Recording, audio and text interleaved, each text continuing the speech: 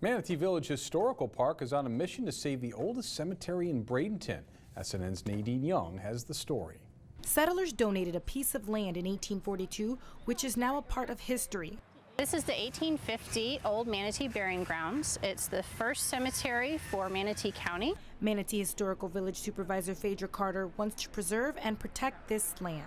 We're hoping to get the money to formulate a master plan for the cemetery and also to determine how many graves are actually here. A grant from the state of $22,000 will restore damaged graves and uncover lost bodies.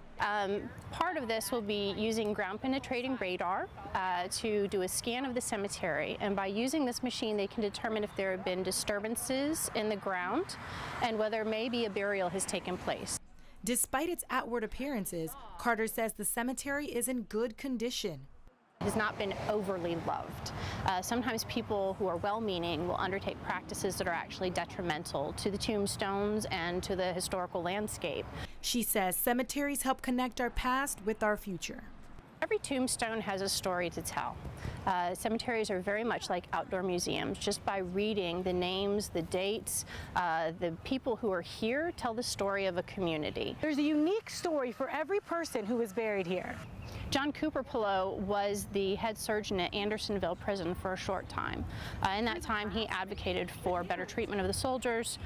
Brevet Brigadier General John Reagan, he was actually head of telegraphs for Grant's Army. He would have done the communications between General Grant and the Secretary of War Edward Stanton. Carter says you'll be surprised at what you can learn from the ground.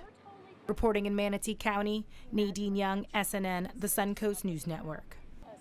Carter says the last time the cemetery was documented was back in 1976.